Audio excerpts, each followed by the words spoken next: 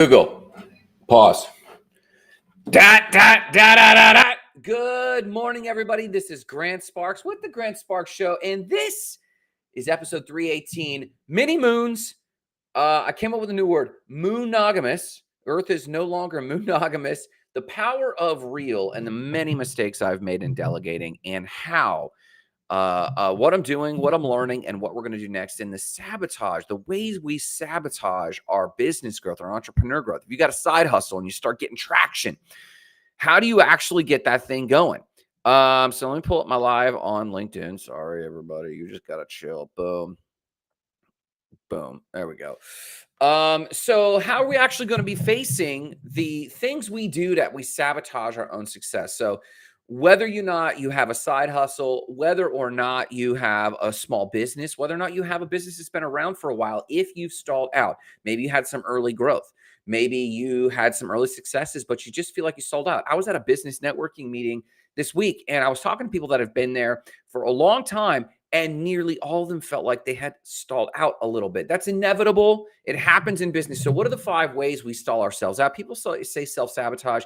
I don't believe anyone out there is actually sabotaging themselves, but I do believe they're haven't learned how to handle the level of success that they've built and how to take it to the next level, as I have it.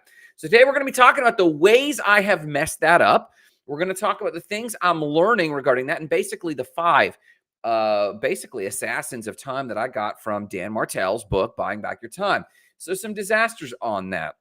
But before we do any of that, we're going to cover a little bit of other news. I haven't done other news in a long time.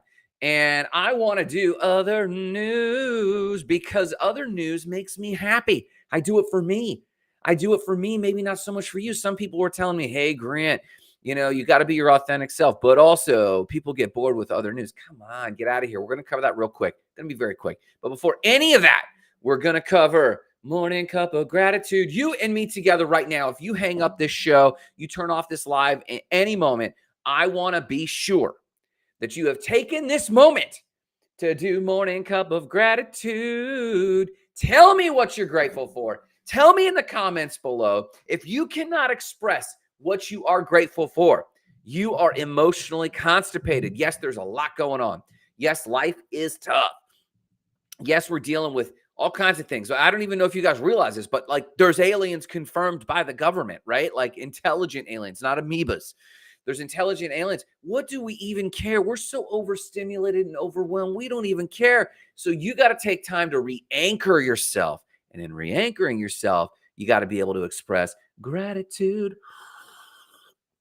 I'll start. Number 1, I am so grateful for fasting. I started fasting a little bit early yesterday, and it brings a ton of mental clarity. Today is a rest day. I still went into the gym for the habit. I got showered, got around, did my morning routine. Now I got this morning cup of coffee, and that anchors me. It makes me feel good. Are you doing what makes you feel good?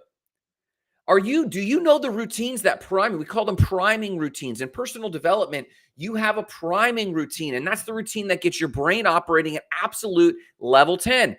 During COVID, I came up with this very routine. During COVID, I came up with the routine of hitting the gym and then doing the show. And then I got rid of the other news segment because some people are like, I don't stick around for that. And in the end, I said, you know what? I don't even care because I do this because it primes my mind.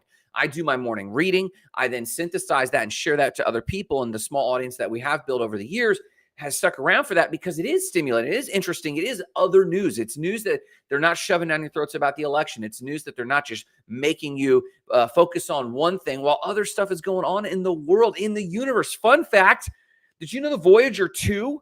The Voyager 2, sent out in the 70s, is now past the heliosphere. It's in interstellar space. This is a human-built device, and they can still communicate with it and flick a switch off and on. I just read that it runs, they needed 4 watts of power. 4 watts of power. This camera takes up more power than that. They built this in the 70s, and they're still talking to it. It's nutty what's going on out there, but yet they want you to focus on the economy. They want you to focus on inflation. They want you to focus on politics. They want you to focus on war. Listen, this show is built to lift you up so that you focus on what matters to you. You get recentered for yourself, and that's where gratitude starts. So in Morning Cup of Gratitude, post in the comments below, whether you're on LinkedIn, whether you're on Instagram, wherever you're seeing the show from, post in the comments what you're grateful for. Just one thing, I beg you. You will feel better to articulate what you're grateful for to someone else.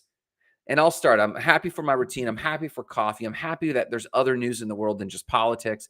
I'm happy that my boys, my not crypto boys, I had a show. We did 110 episodes with Jarrett and Jackie and Aussie, and they're still cruising in cryptocurrency. And we had an opportunity to take the show to the next level. We decided to cut the show off because it was going to take a lot of responsibility, but we still have a little WhatsApp group. And I'm so, so grateful for those guys. So that's what I'm grateful for. What are you grateful for? Tell me in the comments, please get involved. Tell me in the comments below what you're grateful for. Let's talk about other news. Listen. I've been critiqued for other news, as I said in the intro. You're going to get a piece of other news, and it's this. We now have another moon. How mind-blowing is that? Wait, take a second. Take a pause. I don't care what other things you're doing. I don't care about your remote work. I don't care about that business investment. Take a pause. We have another moon. 2 moons now. For the longest time, and I came up with a word for this. The Earth is no longer moonogamous. What do you call a planet with 1 moon? Moonogamous. Well, that's not us. We're a polymoon. We're a polymoon. Adriana just dropped in. Adriana, thank you so much for taking a moment to express gratitude. If you're watching on Instagram, she posted from, looks like Facebook, buying my first house and having incredible members helping her make it happen. She leads Cohatch Regional Area, which is a co-working space. We've loved the community there. We try to get in there now 2 or 3 days a week. And we have members there who are mortgage lenders and financial people and real estate agents. And Adriana utilized her network from her own business. Adriana, I get warm fuzzies all over. This is worthy of a morning cup of gratitude. So if you have a cup of coffee or tea, wherever you're at, here's to you. A little cheers. Cheers, bink. And I cheers you for having your first property. Boom. So in other news, we have another moon. It's mind-blowing. It's crazy. It's going to be another moon for us for only 2 months. So that's like a temporary poly moon instead of being monogamous. Monogamous. You're welcome. Tell your friends. It's about the size of a school bus, and you probably will not be able to see it with the naked eye, though in certain circumstances on the planet, you might. But chances are you're probably going to need a telescope. I'm going to drop the link here just for information to share at the water cooler with your freaking friends. Boom. That is the 2 moon problem. Check it out. It's not the 3-body problem. Great book, great show, fantastic. But no, it's called 2023 Q01. I wish we would have named it. What do you call a moon that's like not the moon, right? Like we've called our moon, it's called the moon, and now we've got a second moon. We don't call it like the mini moon. Like we just call it 2023 Q01. We got to name this thing. Maybe it's the magic school bus because it's about the size of a school bus. I don't know. But regardless, there you go. We have another moon. I hope you're happy with that and piece of news because I got pumped because why do I share space news ever? I share space news sometimes for this one reason alone. We get so bogged down in what's going on Main Street. And I love Main Street. I love Lakeland. I love my hometown. I love traveling. I love people. But you get bogged down in the things people are making you think. And then you realize you spent 45 minutes thinking about what the news cycle is telling you to think about. When you think about astrological news or astronomical news, when you go up there and you go, oh my gosh, this universe is so much bigger than this. You start to get regrounded and go, you know what? What do I want to think about? What do I want to be in this big old universe, in this big old world? And you allow yourself to step up out of the busyness of thought that they want you to think. That's why I share space news. Real quick, real art has been proven to stimulate your brain more than a poster. Listen, I could have told you this from Lollapalooza in the 90s, my friend. I went to Lollapalooza in the 90s, and I watched Metallica live. And Metallica live blew my socks off compared to the CD, which I had saved all of my little summer work money for. I bought my first CD. Actually, my first CD was Siamese Dreams with Smashing Pumpkins. And then I got Metallica, and I was like, oh my gosh, this is awesome. Listen, going to a Metallica concert is way cooler than listening to Metallica on CD. Everyone can agree with that, right? Seeing fine art on a poster is okay if you can't travel to the museum, but it has now been proven in Sweden, I think Sweden, Finland, something like that. Sweden. that it is 10 times more powerful to look at a painting in a gallery or in real life, not even in a gallery. It's the fact that it's real life. To look at a real painting, it is 10 times more stimulating to the brain based on EEG scans and MRI scans they did on this group. Basically, they used eye tracking technology in MRI scans. And long story short, when you use the eye tracking technology, when they looked at the poster of, for example, Vermeer's Girl with the Pearl Earring, go look it up. When you look at a poster, your eye doesn't really go around the poster much, the art. It doesn't really look. It just glances, goes, oh, that's a piece of art. But when you look at the painting, they track the eye, and for some reason, whether it's the brush strokes or whether it's the way the light lands on the canvas, whatever it is, there's an unconscious awareness that this is a very real thing. And the eye then tracks in the way that Vermeer intended, from like her hair to her nose and mouth and eyes to the earring. And your eye kind of circulates and ruminates on this artwork. It is profound. Let me drop the study here. And the quote said this. This is a quote, and this is your quote for the day. You ready for this? Are you ready? It says, you become mentally richer when you see real things, whether you are conscious of it or not, because you make connections in your brain that you wouldn't have otherwise done with fake things. This was in the studies report synopsis. I'm going to drop the link right here. Boom, boom. People love seeing the real thing. And I dare say this also pertains to your attitude.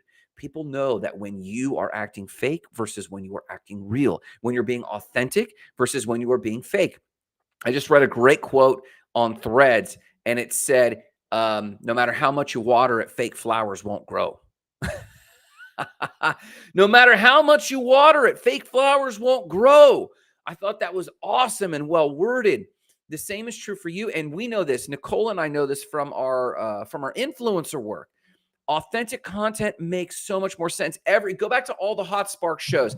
Everyone we've ever interviewed on the Hot Spark show at some point or another said they found their stride and their growth when they got authentic. And it is a balancing act. How do you know like what authentic thing for you will draw a big enough audience to support yourself through content or to draw an audience at all? You don't.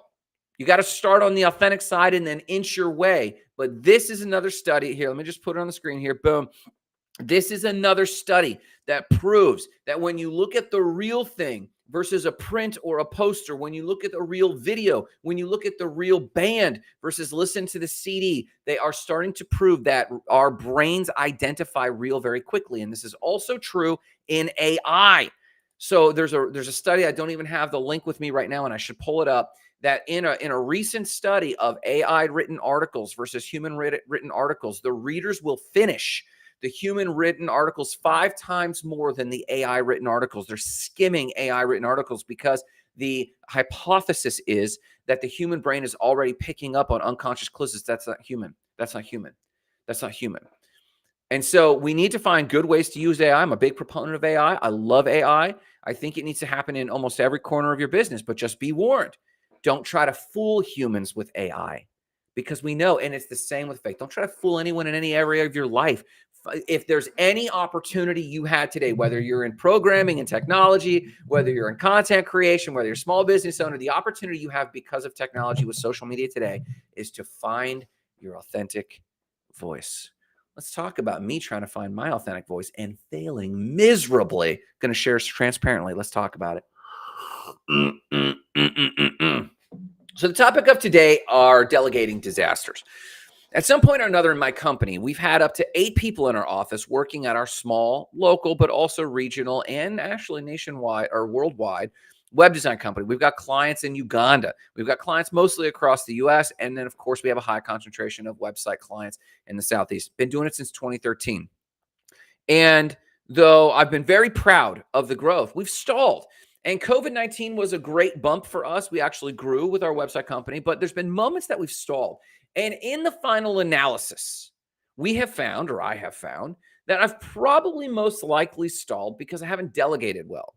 And this is really difficult to do. And as I talk to more small business owners, because I'm a small business owner coach, I help people avoid the mistakes I've made. I help web design agencies who are just getting started. You know, I've been at this, I don't know, almost 15 years with web design formally. I've been doing websites since 2004. So I've been doing websites for 20 years. I've had my company for about 15. And so we help a lot of companies in a lot of ways. But the way I have to be honest is I have not done well at delegating. I've got a new partner with Nicole.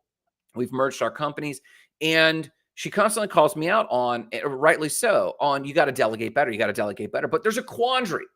So here's the quandary that we're going to try to share. I'm going to share with you the quandary I've been hitting for years, over a decade now, in a variety of ways. And then some of the recent breadcrumbs and clues I've gotten that I'm going to begin acting on this week. And it's this. So along this journey of trying to figure out how to delegate, I've consumed a lot of material. I've read a lot of material. I've talked about corporate culture, try to inspire my people. Maybe they'll take on more. I've tried to record how to do things right and put that in a training library and reference it. And no one has ever touched a training library. You see, this was a big method proposed by Michael Michalowicz. Instead of writing a standard operating procedure or an operating manual or systems manual, because stuff changes so quickly, just record yourself doing the latest and greatest, best way to do your system, put it in a training library in Google Drive or a YouTube playlist or wherever it is. We use ClickUp. Put it in a training library and then just delegate it. And now you can get that off your plate and delegate it well. We tried that and that works a little bit, but we found that people don't adopt it no matter how much you train it. And people, people say, well, you need to manage better. You need to fire people that won't do it. And it's like, that might be true. But I don't fire people haphazardly. So we tried a lot of different things. And we found this. This is the major dilemma a lot of small business owners have. I've built my company up to the point where it can finally pay me and my current employees. I need to grow and I'm stuck. So I need to hire new people. But where will that cash come from? Most business owners solve that with this. I'll work harder, sell more until I have extra cash to then hire. Very rarely do I actually see that work. Now, some have saved up cash, and now they have like a backlog or a bank account that's stockpiled with cash that they can allocate and give someone a 3-month trial or a 6-month trial of their salary. That's the smartest way to do it. But most business owners will tell me this, and this is true. Statistically, this is true. And from my own experience and my coaching clients, this is true. They don't have the margin to start stockpiling enough money away. They're barely finally paying themselves and paying their employees a decent wage. So there's this catch-22 of I need to hire more. And then all the gurus will tell you this. And what's worse is like if you just skim Twitter or Threads, or if you listen to as many books as I have, I'm now listening to Dan Martell's, and I'm starting to like it. He's starting to grow on me. Dan Martell's Buying Back Your Time. Listen to Michael Michalowicz, Your Next Step. Listen to Pat Bet-David, Your Next 5 Steps. I've gone through so many of these books, and they're basically spent 3/4 of the book trying to convince me that my problem is control. I have a control issue. As they say, most small business owners just don't want to let go. Bro, that is not the problems most small business owners have. The problem most small business owners have is they literally cannot figure out where the money will come from that new person. Then the guru, and I put that in air quotes, the guru then says, well, listen, if you allocate the money because you have the money, they just say this phrase, you have the money, so allocate it, and then you'll earn it back because they'll free up your time to do other money-making activities. I've also tried this, and this does not work, or I haven't executed it well, where you hire an assistant to go through the number one advice, hire an admin assistant to go through your email inbox, and then you'll free yourself up from 2 hours a week, 5 hours a week, and then you'll just sell more magically. Or hire a salesperson. And in hiring the salesperson, train the salesperson, they'll make their money back. And honestly, I do think our next hire will be a salesperson. But the catch-22 is, well, where does that money come from? And the right answer, the accurate answer, I don't know if it's the right answer. The accurate answer is that money comes from the owner's salary. So most small business owners will confess to me, I just finally started making a decent market wage for the business I've been hustling for 2 years, 3 years, 5 years, or beyond. A lot of local small business owners are just now hitting a normal wage. And now you're telling them to take a cut out of their wage to delegate to someone who might work out. Good morning, Andre, 2020-22207. Hope you're doing fantastic. So if you've been on the show, if you stuck around with me for this morning show so far, you probably empathize with this problem. And it would show me some love if I could hear from you. What has been your dilemma? In the comments, please, whether you're on Instagram or LinkedIn or Twitch, or wherever you're watching from, I see you guys. Post in the comments how you've gotten hung up with delegating. Sometimes it's being able to clearly articulate what you want them to do. And then you think, well, by the time I articulate what I want them to do, I could just get it done. And it's like, that might be true. But that doesn't build a business. That might get the next task done, but it doesn't build a business, right? Some of you might say, well, the cost, as I'm expressing right here, this catch-22 of cost is a major problem.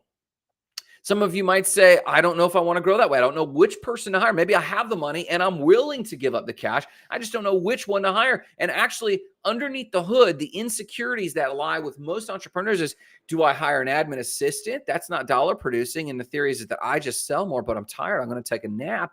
But like, I don't also know how to make more money.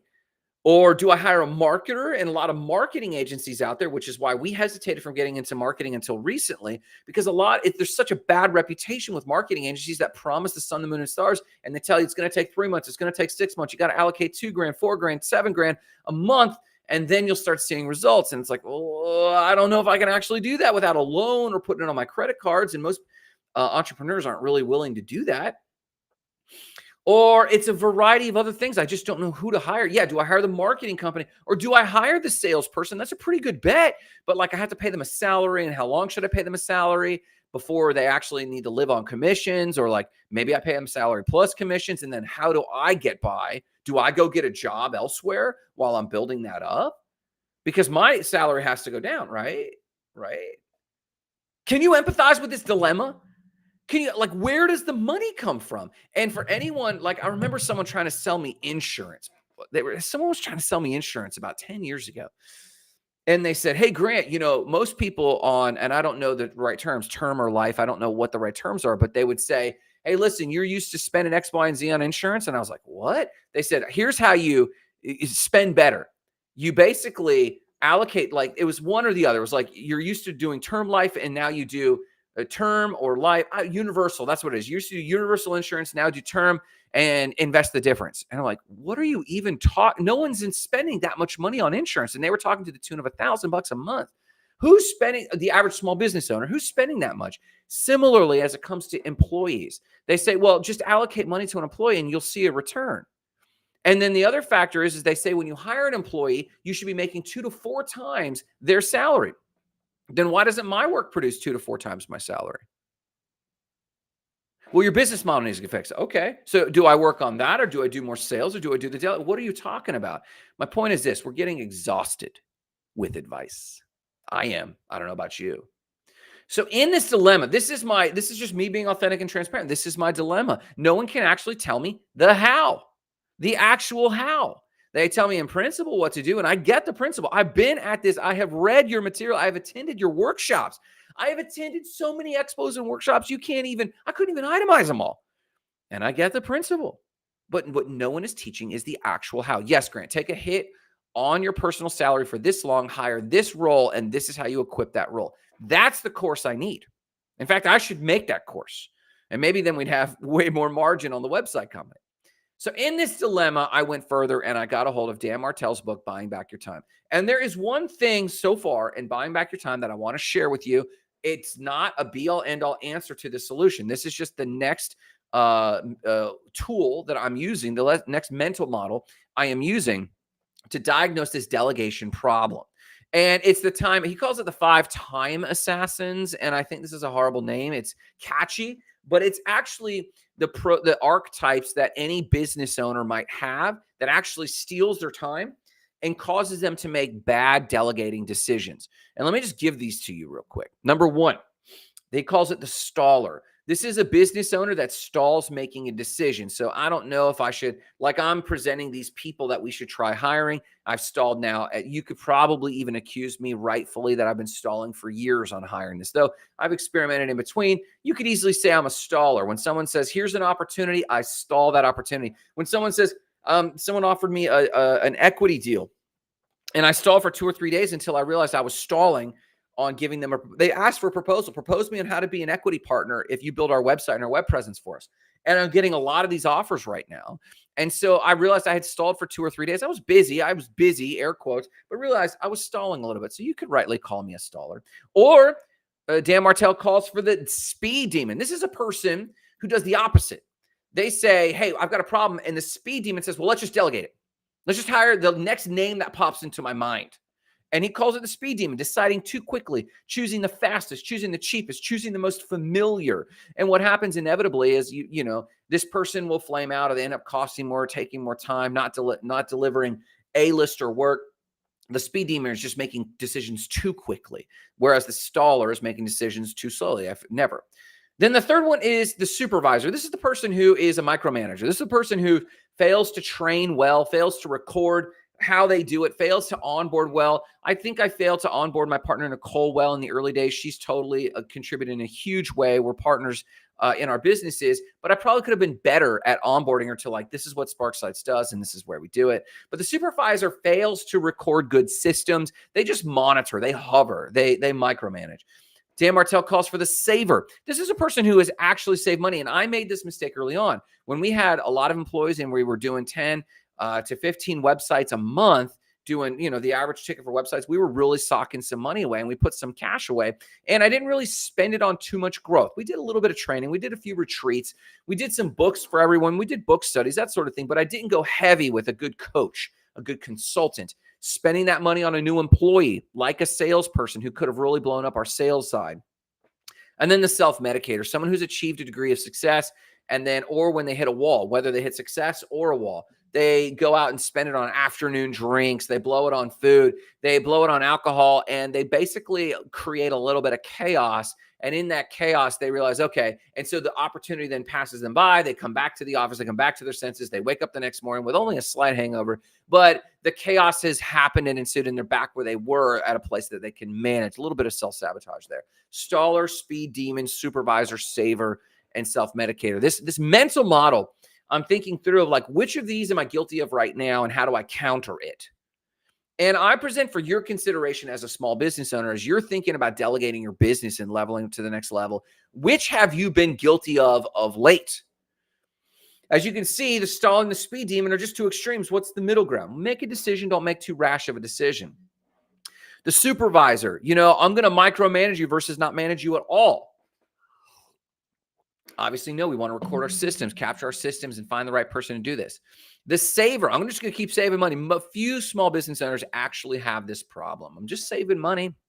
I'm not investing in the growth of the thing. I don't know what I want to do next. Self-medication, I notice most small business owners, all also operate on the self-medicator. Now, if I could diagnose myself, I'm either a staller or a speed demon, one or the other. I swing between the two. I'm either stalling a decision or I make a decision too quickly, meaning let's just do it like that. Let's just do it like this. Let's just do it like that. Let's just do it like this. One or the other.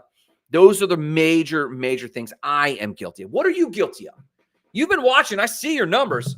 There's 4 people watching. 5, 4, 7, 4, 3, 4. I see you watching. What have you been guilty of? Confess it in the comments, my dear friend. If you are watching this, open up this tab. You're hearing me right now. Maybe I'm in a hidden tab.